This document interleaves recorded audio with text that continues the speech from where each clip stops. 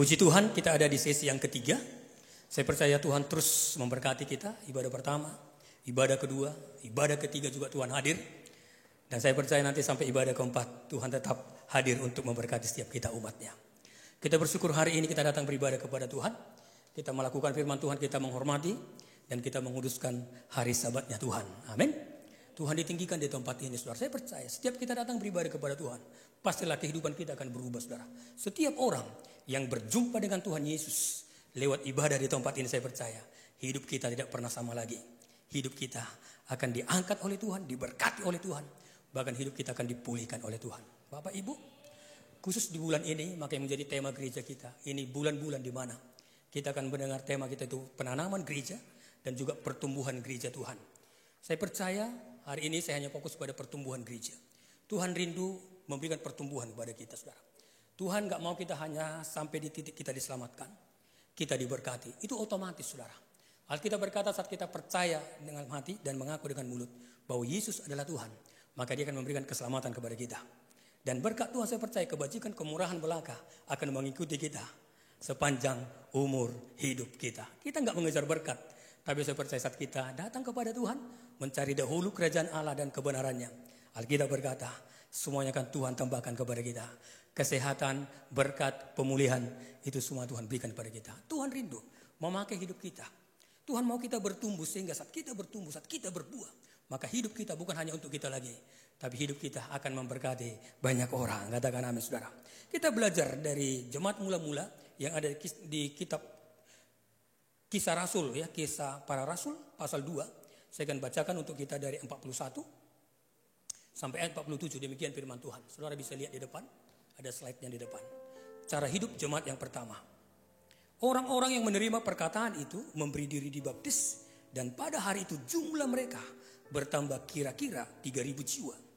Mereka bertekun dalam pengajaran rasul-rasul dan dalam persekutuan, dan mereka selalu berkumpul untuk memecahkan roti dan berdoa. Maka ketakutanlah mereka semua, sedang rasul-rasul itu mengadakan banyak mujizat dan banyak tanda. Dan semua orang yang telah menjadi percaya tetap bersatu, dan segala kepunyaan mereka adalah kepunyaan bersama. Dan selalu ada dari mereka yang menjual harta miliknya, lalu membagi-bagikannya kepada semua orang sesuai dengan keperluan masing-masing. 46. Dengan bertekun dan dengan sehati mereka berkumpul tiap-tiap hari dalam bait Allah. Mereka memecahkan roti di rumah masing-masing secara bergilir dan makan bersama-sama dengan gembira dan dengan tulus hati. Apa yang terjadi? Puncaknya 47. Saya rindu kita baca dengan suara yang kuat bersama-sama. 2, 3 ya. Sambil memuji Allah. Dan mereka disukai semua orang. Dan tiap-tiap hari Tuhan menambah jumlah mereka dengan orang yang diselamatkan. Boleh kita sambut dengan tepuk tangan yang paling meriah bagi Allah kita. Saudaraku, jemaat mula-mula ini bertumbuh, saudara. Kapan ini terjadi? Pada saat jemaat mula-mula mengalami pencurahan Roh Kudus, hidup mereka dipenuhi dan hidup mereka dipenuhi oleh Roh Kudus, dipimpin dan dipenuhi oleh Roh Kudus. Saya percaya, saudara, Tuhan rindu juga sama seperti tema kita di bulan ini. Maka kita akan mengalami pertumbuhan, iman kita bertumbuh, pengharapan kita bertumbuh, kasih kita akan bertumbuh. Saya percaya kita nggak pernah sama seperti itu terus.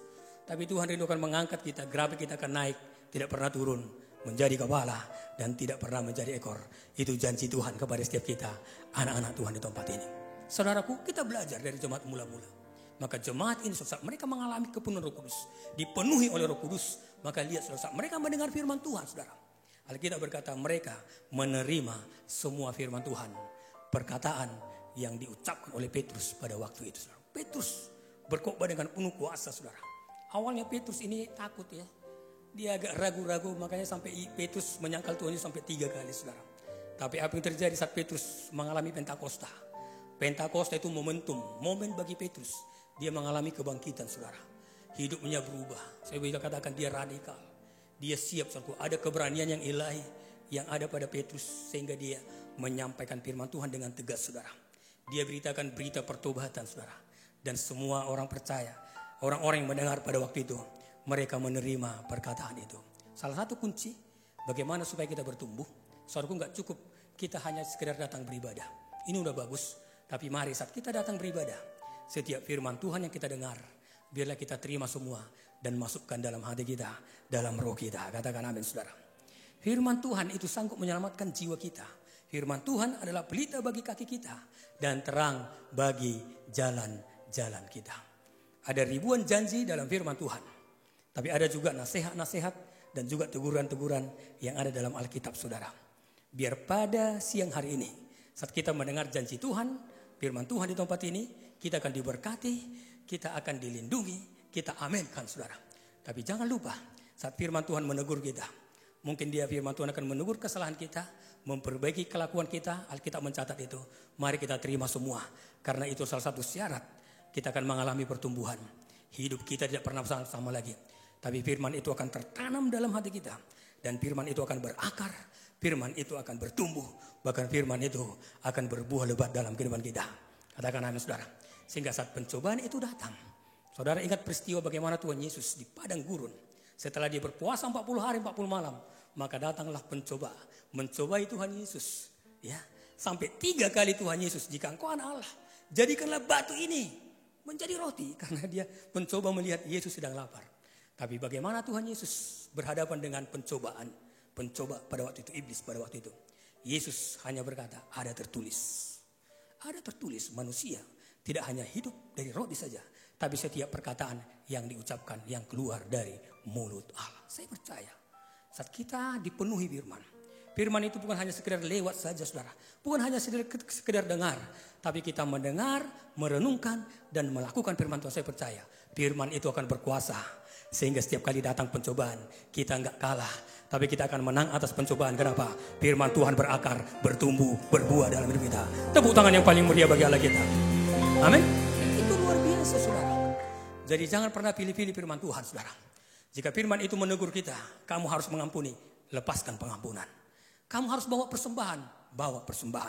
Saya percaya saat kita taat, Alkitab berkata, ketaatan mendatangkan berkat, ketidaktaatan mendatangkan kutuk. Mari kita pilih untuk kita taat, saudara. Amsal 13 ayat 13, saudara. Saya rindu mari kita memperbaiki. Ya, saat kita mendengar firman Tuhan, ini sikap hati kita, saudara. Lihat, siapa meremehkan firman, ia akan menanggung akibatnya. Tetapi siapa taat kepada perintah akan menerima balasan, saudara. Ini waktunya bukan lagi kita perang-perang ayat, saudara. Kan banyak juga. Bahkan sampai bisa berantem hanya perang-perang ayat, saudara. Firman Tuhan itu bukan untuk kita berperang, saudara. Tapi firman Tuhan itu untuk mendidik kita. Untuk memperbaiki kehidupan kita. Dan untuk memulihkan setiap kita. Tepuk tangan yang paling meriah bagi Allah kita. Tepuk tangan yang paling dahsyat bagi Allah kita. Haleluya. Pulang dari tempat ini, saudara. Biarlah setiap kita, jangan lagi kita melihat-lihat siapa yang membagikan firman. Ya, kalau Bapak itu kita anggap remeh kadang. Kadang-kadang. Saya punya pengalaman itu ya. Saya ini ya pernah juga jadi jemaat dan puji Tuhan udah jadi pengerja. Saya lihat kadang. Kadang-kadang dia lihat firman hamba Tuhannya, saudara. Kalau hamba Tuhannya yang ini dia sungguh-sungguh dengar. Tapi kalau hamba Tuhan yang ini, dia acuh tak acuh, angkat kaki, main-main apa segala macam, saudara. Tapi saya percaya di tempat ini, saudara, biarlah siapapun yang membagikan firman Tuhan di tempat ini, mari miliki sebuah kerendahan hati. Karena firman itu yang berkuasa menyelamatkan jiwa kita. Haleluya. Kita sepakat minggu depan, saat kita dengar firman Tuhan, tangkap semua. Supaya tidak ada yang miss, tapi semuanya masuk dalam hati kita. Tepuk tangan yang paling meriah bagi Allah kita. Ku rindu setiap waktu hidupi kebenaran-Mu, bukan dengan kuatku, namun karena Roh-Mu, Yesuskah yang ku pegang teguh.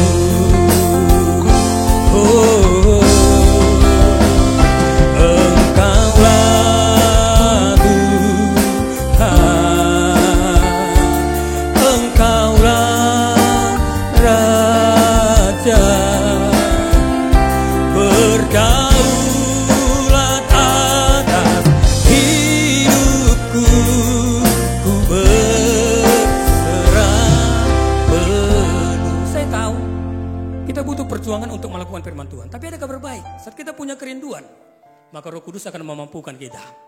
Kita bisa melakukan firman bukan karena kekuatan kita, tapi Roh Kudus dicurahkan sehingga kita dimampukan hidup dalam kebenaran firman Tuhan. Mari kita sesuai dengan arahan Tuhan. Kita ada di jalurnya Tuhan.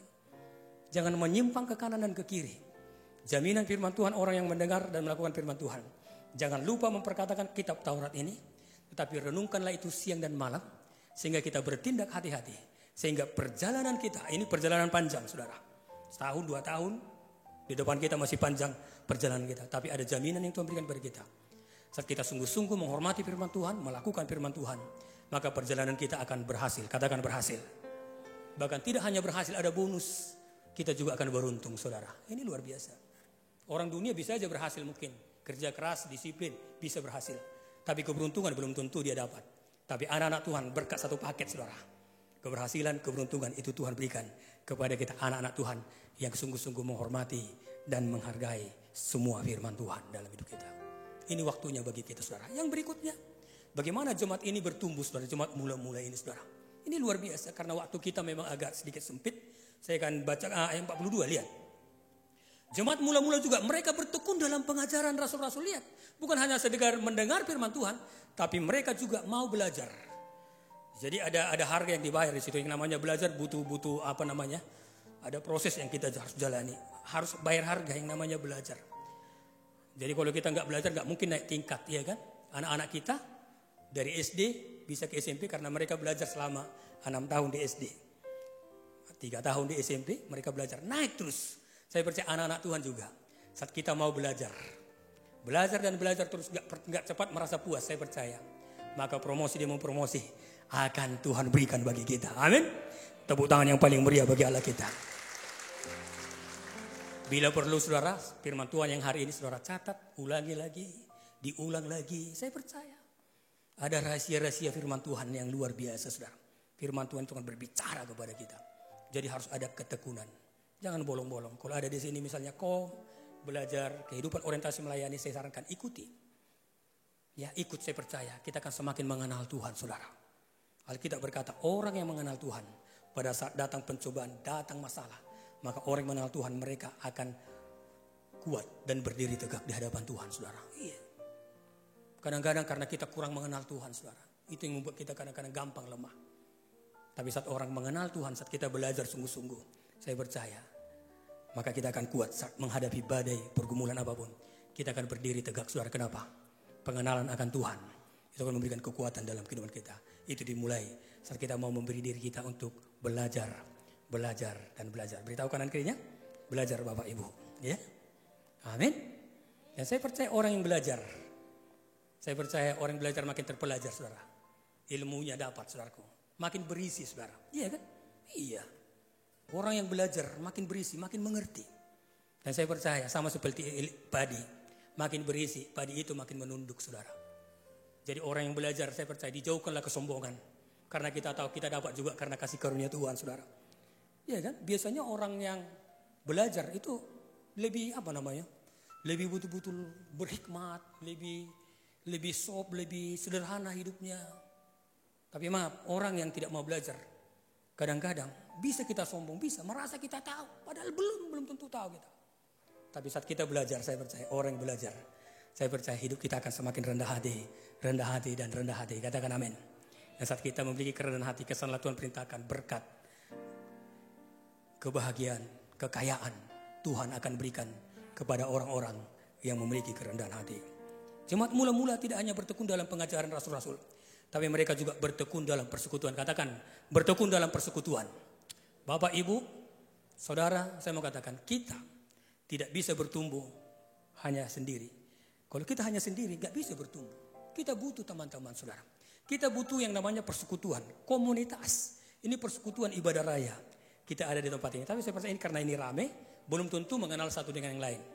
Belum tentu saudara. Tapi ada persekutuan yang kecil yang efektif di gereja kita, namanya family altar. Katakan family altar. Ini sebuah gereja kecil, ibadah di rumah-rumah. Lihat, jemaat mula-mula mereka secara bergilir di rumah masing-masing itu mengadakan FA. Jadi udah duluan mereka lakukan FA daripada kita saudara. Iya. Gak heran mereka bertumbuh saudara. Saya percaya saat kita terhisap dalam sebuah persekutuan, saya percaya ada kuasa dalam sebuah persekutuan. Coba lihat Ibrani pasal 10 ayat 24, lihat. Dan marilah kita saling memperhatikan, supaya kita saling mendorong dalam kasih dan dalam pekerjaan baik. Di mana kita bisa saling memperhatikan, saling mendorong. Ayat 25 kita baca bersama-sama. 2, 3 ya. Janganlah kita menjauhkan diri dari pertemuan-pertemuan ibadah kita, seperti dibiasakan oleh beberapa orang, tetapi marilah kita saling menasihati dan semakin giat melakukannya menjelang hari Tuhan yang mendekat. Saudara, di dalam sebuah persekutuan kecil, FA saya mau katakan, di sana kita akan mendapat perhatian, katakan perhatian. Yang namanya manusia itu butuh perhatian. Bapak Ibu, kita nggak bisa hidup sendiri. Ada orang-orang yang akan memperhatikan kita di saat kita mungkin dalam pergumulan, dalam persoalan. Saya percaya teman-teman kita dalam komunitas orang percaya, komunitas orang-orang tulus dan jujur ini, mereka akan siap memberikan bahu mereka, memberikan tangan mereka untuk menolong kita, memperhatikan kehidupan kita, saudara. Waktu meninggal orang tua saya, saudara. Kampung saya itu di daerah Tanah Karo. Saudara pernah ke sana dari Perbulan atau dari Mardining, itu bisa masuk namanya Batu Rongkam, saudara. Waktu orang tua saya meninggal, saya sudah hamba Tuhan.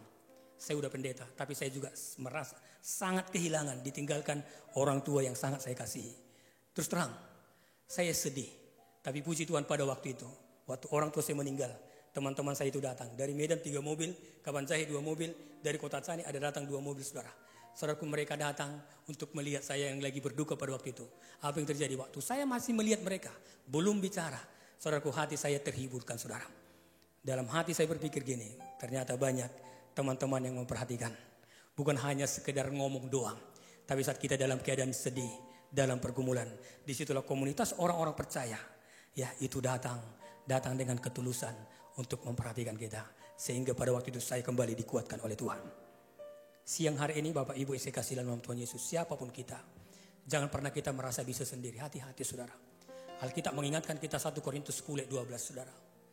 Ini mengingatkan kita, jadi orang independen, orang yang eksklusif, merasa kuat, ini peringatan untuk kita. Sebab itu siapa yang menyangka bahwa ia teguh berdiri, hati-hatilah supaya ia jangan jatuh. Lihat, kalau orang egois merasa kuat, tinggal tunggu waktu aja, saudara. Saat pergumulan itu datang, kesusahan itu datang, kita nggak bisa bertahan, saudara. Tapi saya percaya saat kita ada dalam sebuah komunitas orang percaya, disitulah kita akan saling memperhatikan. Katakan saling memperhatikan. Sehingga kita nggak pernah merasa sendiri. Kenapa orang bisa bunuh diri? Maafkan saya. Karena dia merasa sendiri. Iya. Kalau dia punya komunitas, ada teman-teman, ya ini nggak mandang umur ya. Anak-anak muda juga ada yang bunuh diri. Saya percaya kalau anak muda sampai bunuh diri itu nggak ada komunitasnya, saudara. Tapi kalau dia punya komunitas orang percaya, saya percaya mereka akan saling menguatkan di sana. Mereka bisa curhat di sana, saudara. Mereka bisa sampaikan apa yang menjadi. Tapi apa yang terjadi saat dia mengurung diri sendiri, mengurung diri di kamar, itu terjadilah. Itu proses bunuh diri seperti itu. Tapi saya percaya kita, anak-anak Tuhan di tempat ini, kita semua akan bergandengan tangan bersama-sama. Kita nggak pernah sendiri. Ada teman-teman kita, komunitas kita yang siap memperhatikan kita, mendorong kita, dan menasihati kita. Kita berikan tepuk tangan yang paling meriah bagi Allah kita. Ku kan berdiri di tengah badai dengan kekuatan yang Kau berikan. Sampai kapanpun ku kan bertahan, karena Yesus selalu katakan ku kan bertahan, ku kan bertahan dalam tekanan dengan kekuatan yang Kau berikan. Sampai kapanpun tak tergoyahkan, karena Yesus selalu menopang hidupku.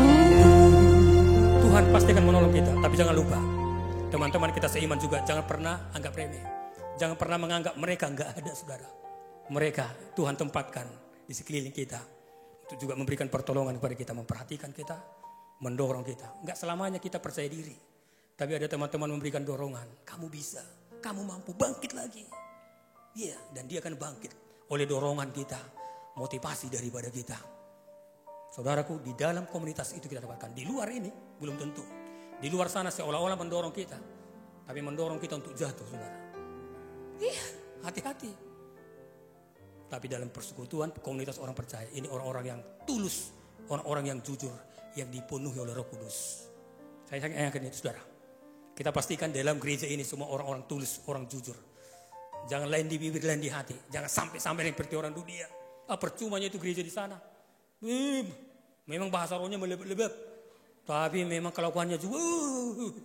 Jangan sampai seperti itu. Ya, harus seimbang karunia dan juga karakter kita, buah-buah Roh Kudus. Itu harus anak-anak Tuhan perkataannya itu harus bisa, saudara, harus bisa dipegang, saudara. Kita akan masuk dalam perjamuan kudus. Mari kita siapkan hati kita. Amin. Kita akan